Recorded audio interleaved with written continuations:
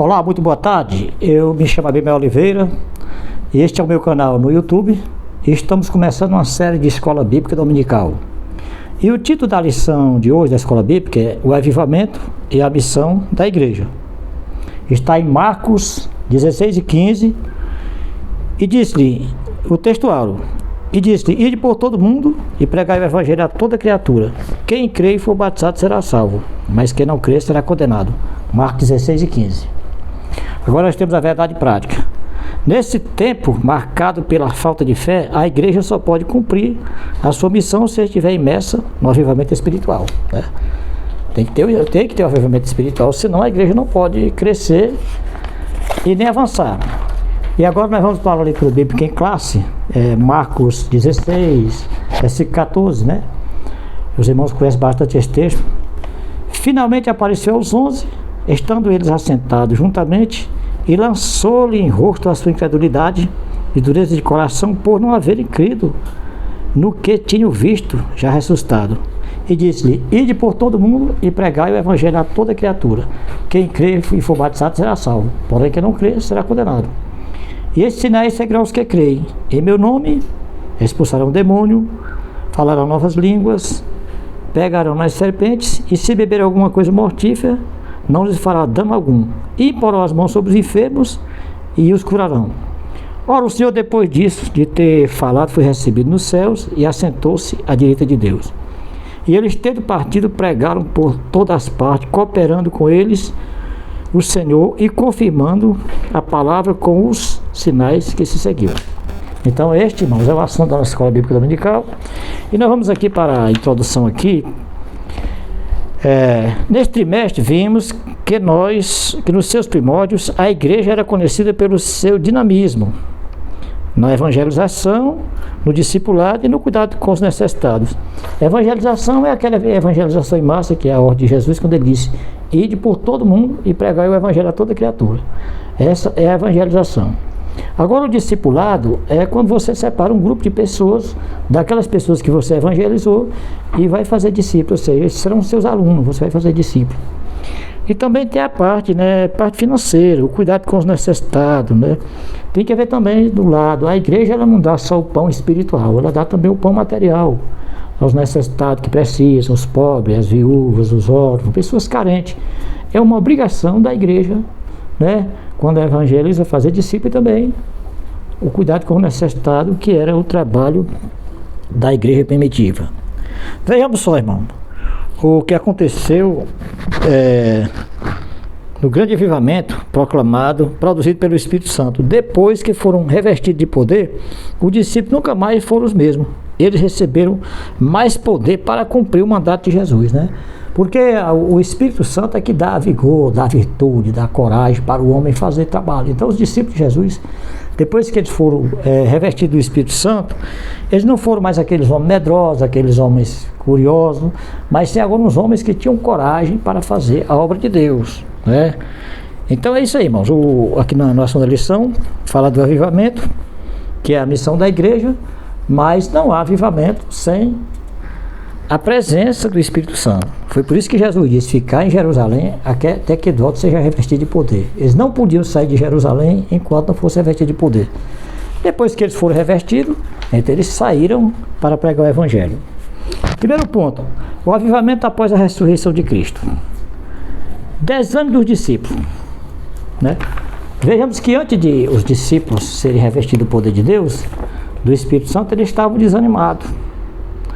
Depois de sua ressurreição, Jesus se apresentou triunfante e glorioso perante os seus discípulos, que estavam desanimados, incrédulos, como se estivessem órfãos, né? O discípulo achava assim, que Jesus tinha morrido, não ia mais voltar mais, não ia mais ressuscitar. Eles não estavam mais nem crendo na ressurreição. Então, quando Jesus apareceu para eles, para os 11, ele lançou em rosto a incredulidade deles, por não acreditar no que ele tinha falado, que ele ia ressuscitar. Vocês vão estão entendendo?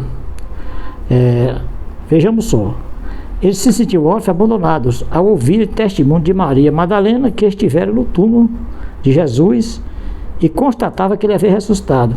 Jesus apareceu primeiro a essas mulheres, né? A Bíblia fala de 3 mulheres, mas principalmente a Maria Madalena foi que Jesus apareceu primeiro. Eles simplesmente não creram. Estavam completamente desolados. Mesmo as mulheres contando que Jesus havia ressuscitado, eles não acreditaram. Foi preciso Jesus aparecer para eles acreditarem. Então Jesus lançou em rosto a incredulidade deles. A aparição de Jesus aos discípulos. Após haver ressuscitado, ante o clima de incredulidade que dominou a mente dos discípulos, Jesus apareceu aos 11 que estavam reunidos e com medo dos líderes judeus. Jesus disse: a paz seja convosco, porque eles estavam com medo. Então Jesus saudou com a paz.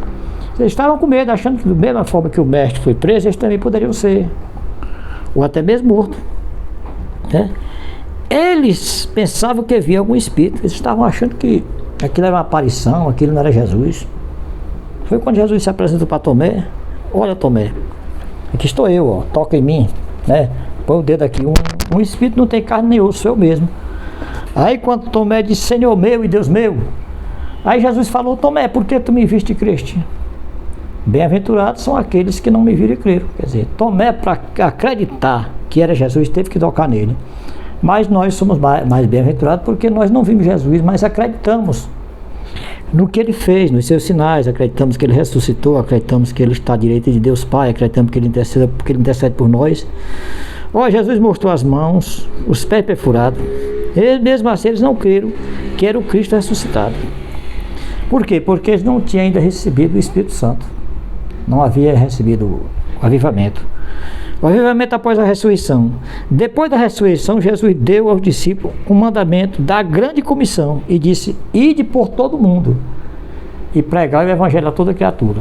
Então essa questão, irmão, de pregarmos o evangelho é uma ordem de Jesus, não é um pedido, não é uma sugestão. Ele nos ordenou: ide por todo mundo. Ou seja, não existe discriminação se a pessoa é pobre ou rico. Não, todo mundo tem o direito de ouvir a palavra de Deus. E de por todo mundo e pregar o evangelho a toda criatura. Quem crê e for batizado será salvo.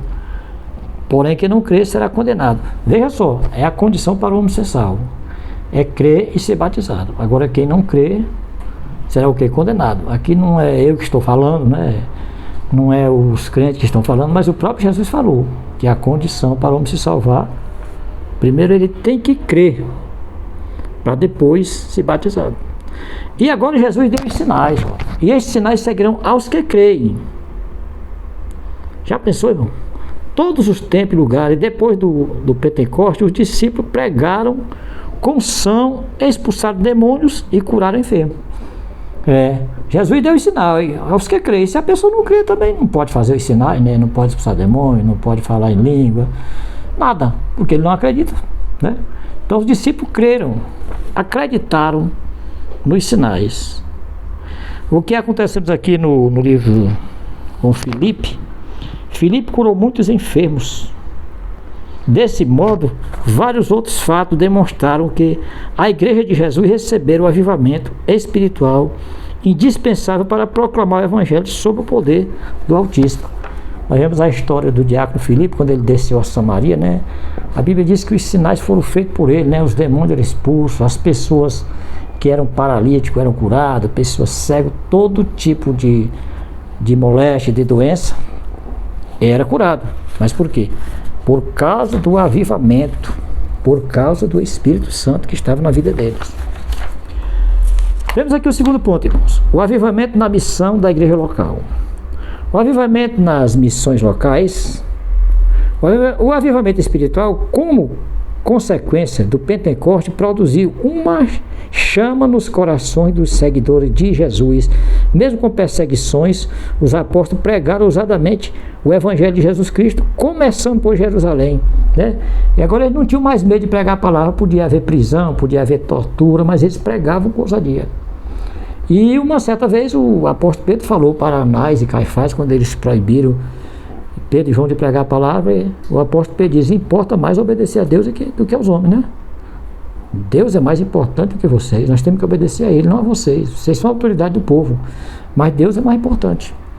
E nós somos testemunhas do que estamos falando, nós e o Espírito Santo. Quer dizer, Pedro falou com coragem. E aconteceu, eles foram perseguidos e presos por terem proclamado a doutrina de Cristo nas cidades santas, mas foram libertos pelo poder de Deus e continuaram a proclamar o Evangelho. Este é o modelo de evangelho, da evangelização dinâmica local, não só para pregar dentro de 4 paredes dos templos, mas realizar o evangelho, a evangelização pessoal nas casas e nos bairros.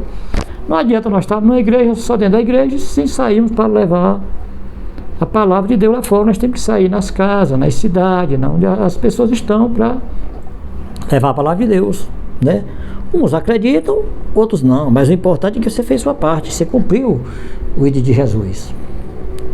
A Igreja Avivada apresenta sinais de que o Pentecostes está ativo em sua prática missionária. Há uma demonstração de que os dons espirituais estão ativos na sua vida e o amor pela pregação do Evangelho de Jesus se faz notório. Nós vemos que na primeira pregação do apóstolo Pedro, 3.000 pessoas se converteram a Jesus. No segundo, 5.000. E a Bíblia diz também que até a sombra de Pedro curava. Onde ele passava a sua sombra, se tivesse algum enfermo, a sombra dele ia passando e ia curando os enfermos. Ali era o quê? Era a virtude do Espírito Santo de Deus na vida dele, era o avivamento, né? Aí também fala aqui o avivamento nas missões regionais.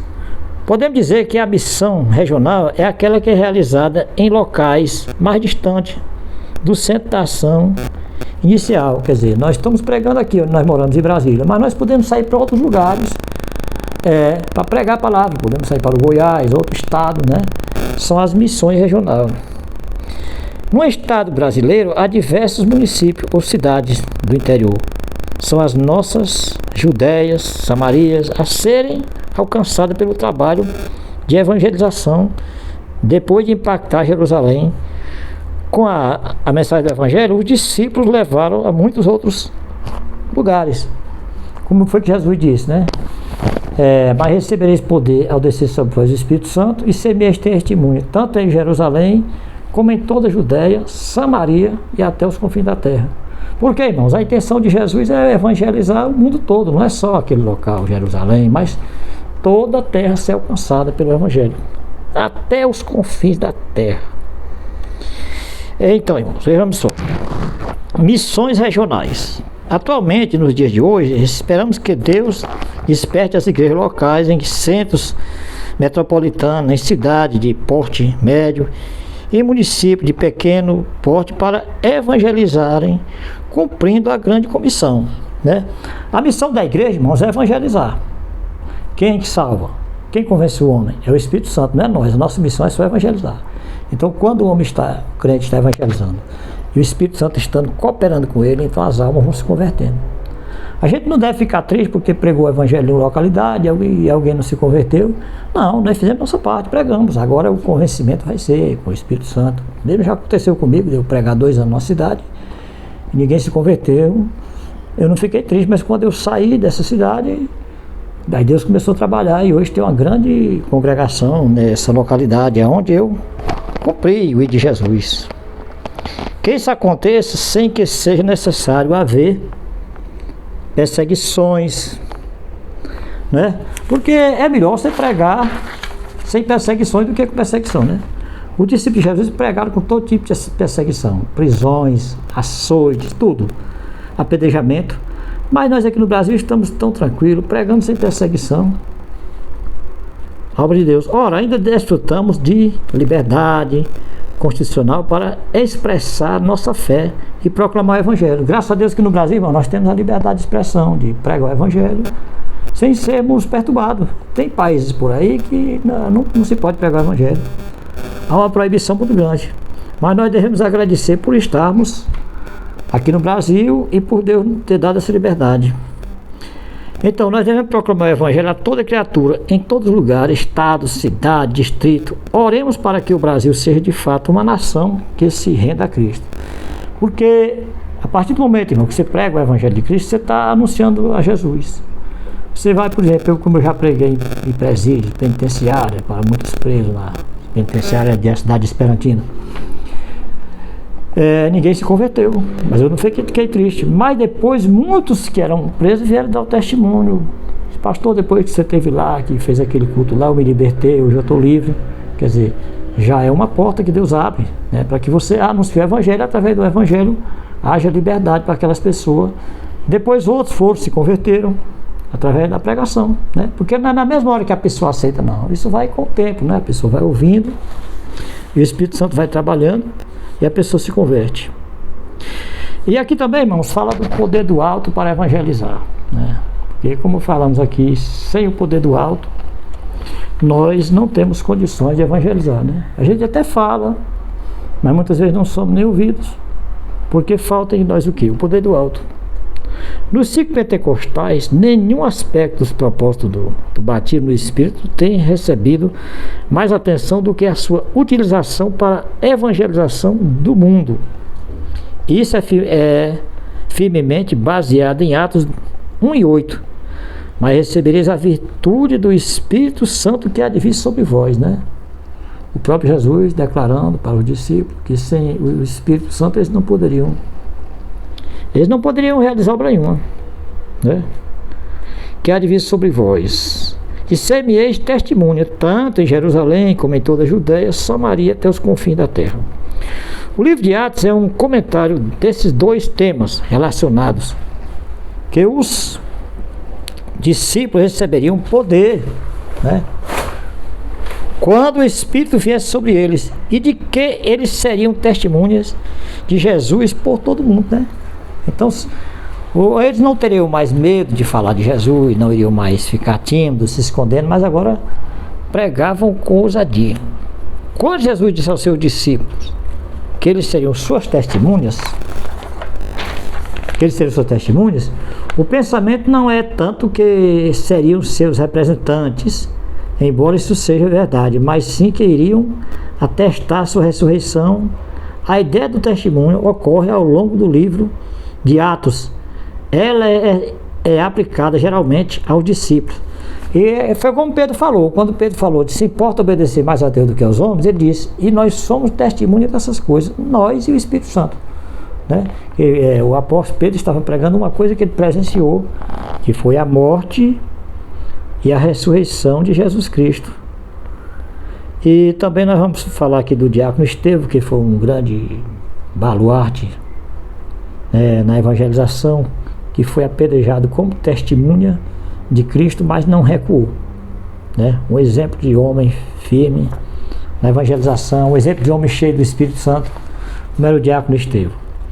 A evangelização mundial pelos pentecostais, que aconteceu no século XX, é um testemunho da realidade da experiência pentecostal. Infelizmente, alguns historiadores e missiologistas da igreja moderna foram lentos ao reconhecer tremenda contribuição do movimento pentecostal com relação à propagação do evangelho por todo o mundo. Nós vemos o caso da Rua Azusa, em 1906, quando o pastor William Seymour, né, pregou o avivamento lá, em que foram batizados com o Espírito Santo muitos, incluindo Gunnar Ving, Daniel Berger, Luiz Francescone e outros, que receberam o batismo com o Espírito Santo e tiveram mais coragem para pregar o evangelho. O batismo do Espírito Santo é com fogo, né? O que foi que João Batista disse? Eu vos batizo com água, mas após vem um que é mais poderoso do que eu, cujas sandálias eu não sou digno de desatar, e ele vos batizará com o Espírito Santo e com fogo. Não é o batismo da água, mas no fogo. Foi o que aconteceu no dia de Pentecostes. Foram visto línguas repartidas como de fogo, e aquelas línguas capacitaram os discípulos a falarem em outras línguas, né? Ou seja, aquelas línguas de fogo. Os discípulos foram capazes de falar 14 idiomas diferentes, né? Quer dizer, o homem natural não teria condição de falar esse tanto de idioma, né? Só mesmo pelo Espírito de Deus. Aqui no terceiro ponto nós vemos o avivamento e as missões transculturais. Tem isso. Missão transcultural é quando a pessoa vai para outro país, evangelizar em outro país, então ele tem que aprender outra língua, como no caso do irmão Zé Augusto, que é um missionário aqui do Brasil, lá do Piauí, no Piauí, mas ele foi enviado para a Bolívia. Então ele fez um curso de missão transcultural, ele fala bastante o espanhol, e ele está lá na Bolívia, em Cutiabamba, né? Evangelizando e ganhando almas para Jesus. São chamadas as missões transculturais, quer dizer, cultura de outro país. Jesus disse que seus discípulos haveriam de levar sua mensagem até os confins da terra. Quer dizer, Quando fala confim da terra, é final, geral, em todo o planeta Terra. Eles ganharam almas para Cristo e abriram igreja na Fenícia, em Chipre e em Antioquia. Eles começaram a pregar mesmo, saíram de Jerusalém e começaram a pregar em Antioquia.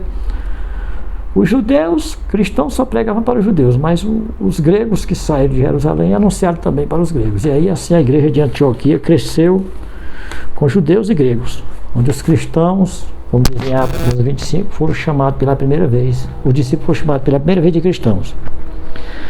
A primeira igreja missionária. A igreja de Antioquia já realizava as missões locais ou missões urbanas, e muitas pessoas aceitaram a Cristo como Salvador. Então a igreja de Antioquia se tornou uma igreja mundial, missionária mundial. De lá de Antioquia da Síria, foi que o evangelho partiu para o mundo, para evangelizar a Ásia e a Europa. Por causa do crescimento da igreja em Antioquia, os discípulos mandaram para lá Barnabé. Aquela igreja tornou-se a primeira igreja missionária. Barnabé era um homem de fé, né? Era um judeu da ilha de Chipre, mas um judeu bem conceituado, né? Judeu helênico. E Barnabé foi buscar Saulo, né? Que estava em Tarso. Barnabé e Saulo foram os primeiros missionários enviados para as missões transculturais. Porque, vejam só, por que eles foram enviados para missões transculturais? Porque eles estavam preparados. Na igreja de Antioquia havia muitos doutores e mestres, mas nenhum estava preparado igual Barnabé e Saulo. É tanto que o próprio Deus disse: separai-me a Barnabé e a Saulo para a obra que eu tenho chamado. Eles foram chamados diretamente por Deus, pelo Espírito Santo. Foi através de Paulo que a Europa pré-cristã se tornou um continente cristão, como vimos em lição anterior. Deus levantou homens na unção do Espírito Santo para evangelizar o velho continente. Diz o escritor, o pastor Humberto Roden, que se Paulo não tivesse tombado as portas de Damasco, o evangelho de Cristo não seria este evangelho gigantesco que se tornou, né? Paulo foi o responsável pelas missões transculturais. A evangelização e decência espiritual na Europa. A partir da Europa, o evangelho espalhou-se para o mundo, chegando à América com os peregrinos. Alcançou a África, onde se destacou David Livingstone, ganhando muitas almas para o reino de Deus. Foram movimentos espirituais extraordinários que se espalharam para outras partes.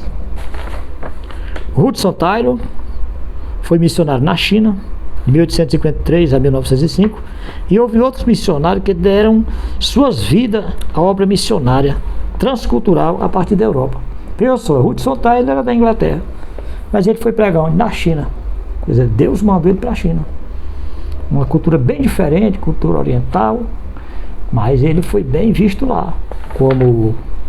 Por quê? Porque foi enviado pelo próprio Deus, né? Então, irmãos, houve outros missionários que deram suas vidas à obra missionária transculturais a partir da Europa. Por faltar o amor e interesse pela evangelização constante e intensiva, a Europa, que deu tantos missionários ao mundo, se transformou em pós-cristão, tornando-se em um dos lugares mais carentes do evangelho. Infelizmente, a Europa está nessa situação, né?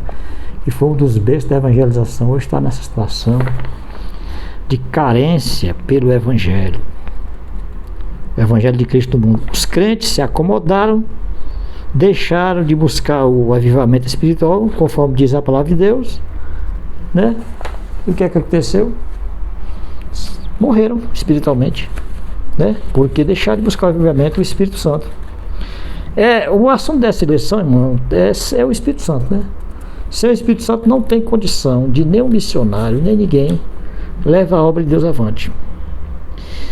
Há países no velho continente em que nem 5%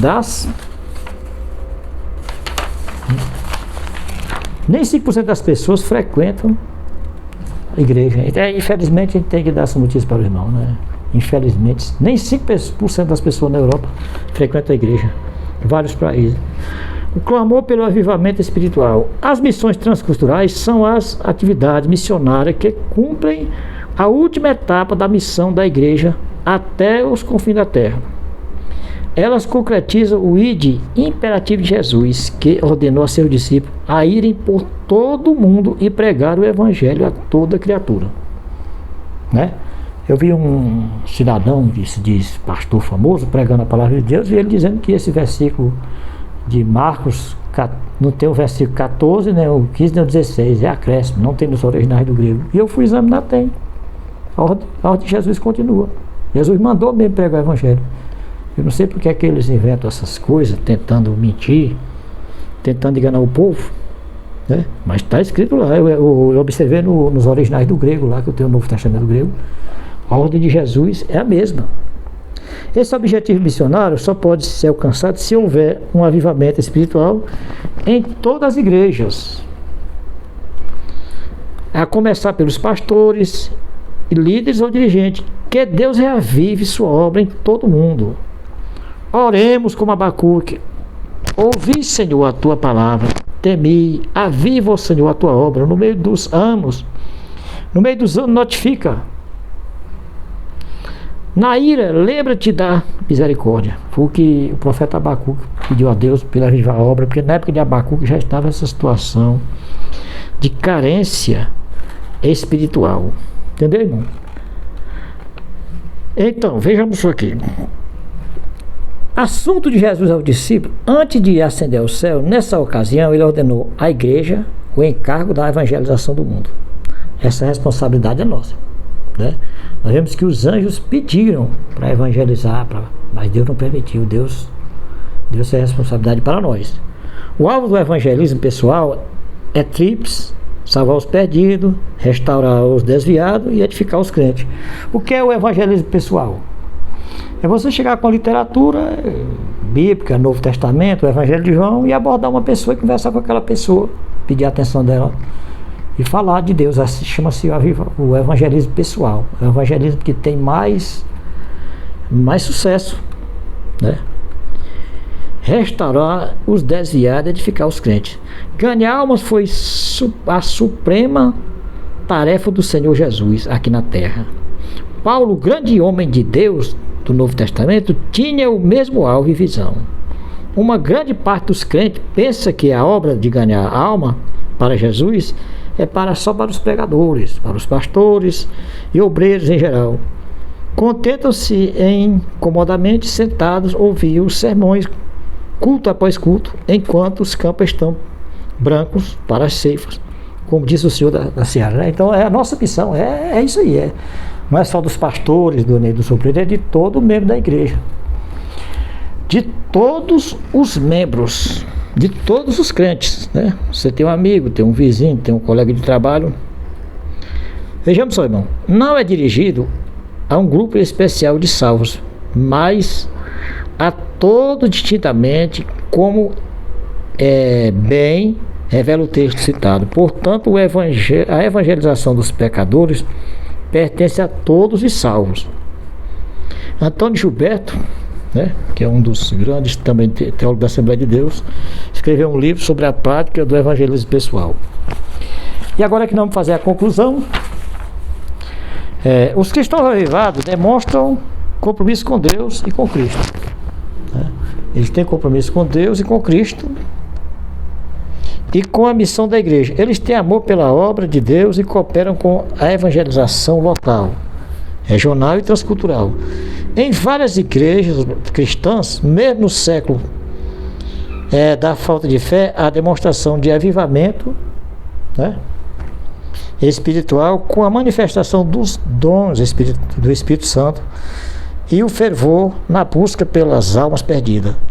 Essa é a missão maior da igreja do Senhor Jesus Cristo, é a busca pelas almas. Amém? No próximo domingo estaremos aqui de novo.